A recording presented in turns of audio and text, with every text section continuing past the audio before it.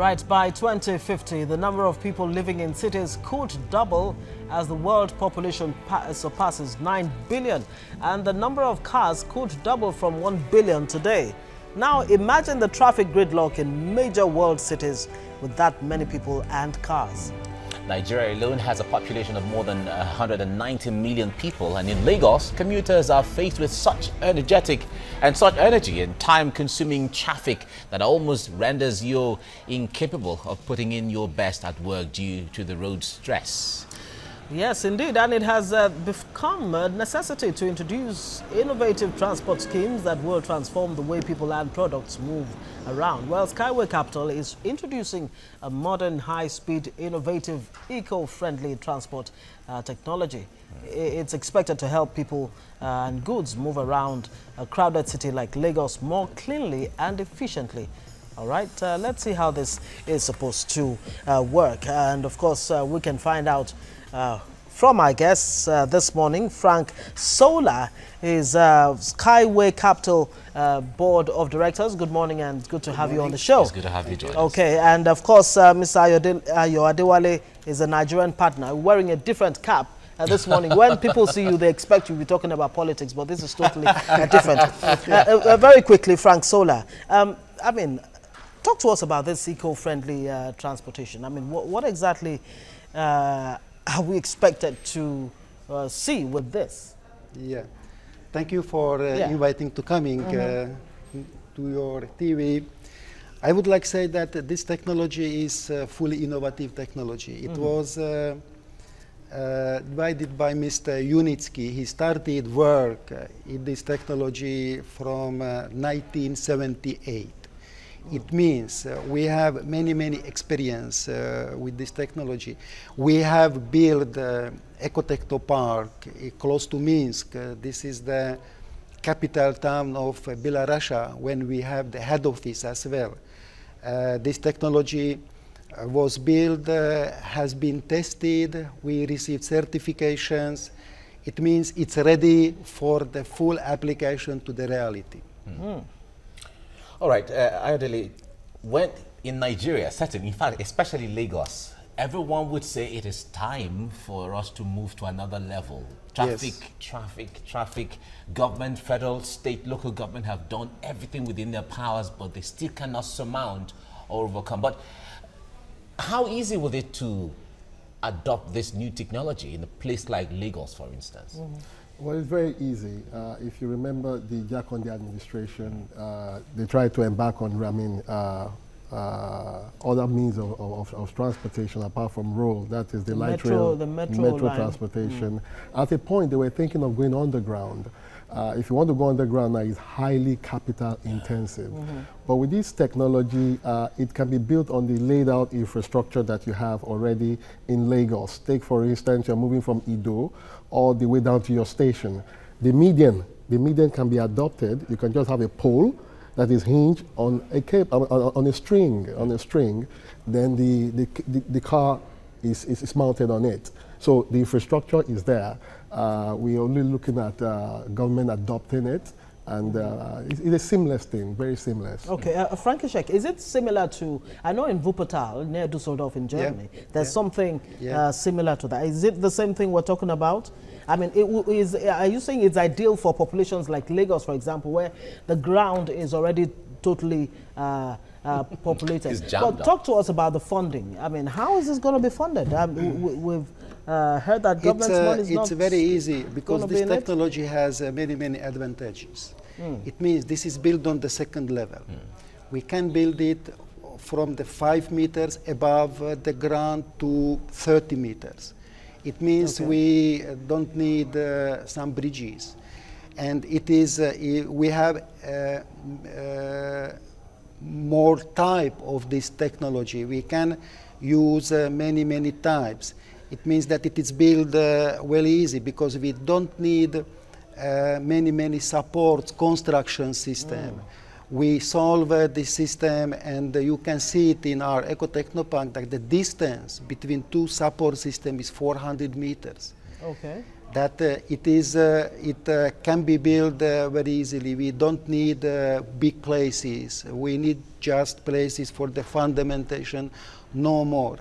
And it is what we can offer for the Lagos, and we are able to build maybe 10 kilometers per day when everything is ready, when everything is prepared. Now, I wonder what the risks will be. You tell us about that, but let's come to the issue of funding. That she asked. I wonder how expensive this will be, and then whether government should fund it, or government should just give approval for it to be constructed, as the case may be. Well, the two-way approach can be adopted. Government may decide to adopt the technology and make it a sole exclusive for it, knowing fully well that they will generate revenue. The people can also get involved in terms of buying share capital and all of that. Will also make them very viable over the years and all of those things. But either way, it can go. It's a win-win situation. But what amazes me more is that it does not need any external energy source to generate it. The energy that will generate it is from the technology, from the vehicle itself. And it also generates energy that can also power communities. So it's an eco-friendly thing. We can also win carbon credit from it. It does not pollute the environment. In fact, the street lights that we have will be removed and replaced with the poles. And on the poles also, we can also put street lightings. And to the issue of security, remember along the pipeline areas in Nigeria where we have oil pipeline vandals and all, you can place the route of the technology around it. So it makes human movement be very visible around that path. And whoever that wants to... He acts as check and security for the pipeline. You understand? And you can lit the environment. You can lit the environment. You can put security cameras along the environment. And you can even use it for tourism so that people enjoy the sky view of our landscape and all of this. It can go over water. You don't even need the arbor. You understand? To get goods out of the ships, it can move about 200 kilometers into the sea, take the goods out. Like we have the containers that are disturbing our roads and all of these things. It can move container away, and we can network the whole of Nigeria, even the West African subcoast and the whole of Africa. Let me remain with you, Ayo Adewale. Now, this will require a lot of steel components. Definitely. Based on what we have looked at. Nigeria ordinarily should provide the steel that you would need to power this kind of project, but unfortunately our Jakarta steel complex is still very much moribund. How are you going to fix that challenge? Well, with that requirement, yes. Because they have the technology also to refine. They have technology to refine, and there are partners that can come in. I've also asked that question, and they are ready to establish a factory in Nigeria for processing. They are also ready to go in partnership with cement and concrete manufacturing industries. So it's not just solving our transportation problem or solving the security problem. It's also going to solve our unemployment problem. So a lot of things will be coming into it. All right, Frankie, which country or where else in the world has this technology been deployed for? First, what I need to say, as I said, we have built our Ecotechno Park in Minsk. This is 38 hectares.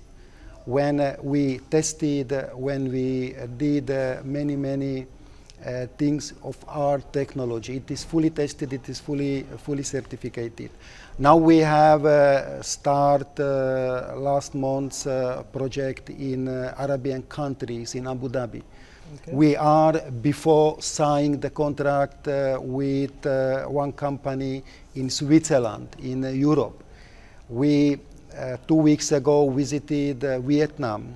They have a big interest to build this technology, and we are front of signing the contract with one of our partners to install a joint venture company in Vietnam, and through this company we will do activities. We had a presentation in a parliament in Vietnam, and they approved this technology. They approved that the Skyway can go in Vietnam and build this technology. We will use these steps for other countries as well, for Nigeria. We need to find here a partner, big partner, strong partner, install a joint venture company, and through this joint venture company do the activities. Of course, we need to involve government as well, Yes. and a lot of other partners, how it was said, for the make constructions and so on. Adewale, before we run along now, if this were to become reality, how long would it take from start off to end? Take, for instance, to net the whole of Lagos, you'll be looking at, with everything on board, look about, say, Ido to Ikeja, Ikorodu to Ikeja, Apapa to Mautu area. Yes. Will take us about 6 months. Just Everything in place. wow. Because the poles are already in place. You're only going to drill and put it. The strings are in place. You couple it, and all of that. So everything in So place. you're will look saying about that 6 in months. the next... But how about the importation of, the the because I see hardware. That is why I said Yeah. everything in place. in place. Okay. If If material yes. are in place today, Okay. 6 months to install. So this is a project that billionaires should be falling over themselves to be part Even of. the commoners. should Even, be even part of it. Abi, All right, we don't have all Thank the time you, anymore, but we gentlemen. thank you, Frankie Sheikh Soula, Skyway Capital, member of the board of directors. Thank you very much for coming. Thank you for and your Dayo Adewale is a Nigerian partner. We look forward to this one. Since it's open to ordinary Nigerians like ourselves, maybe we'll invest. You know, I don't want to mention their name now. Yeah. You know, when the telecom company came into Nigeria, then a lot of people were skeptical. A lot of people didn't want to come in. But when they came in, I mean, look at the time Here we are down today. the line. Yeah. Those who Exactly. bought shares then, look at where they are. Thank you All very right, much, thank you so gentlemen. much. Thank you, gentlemen, for coming on the program. Thank you for having me. Thank you. Okay, just before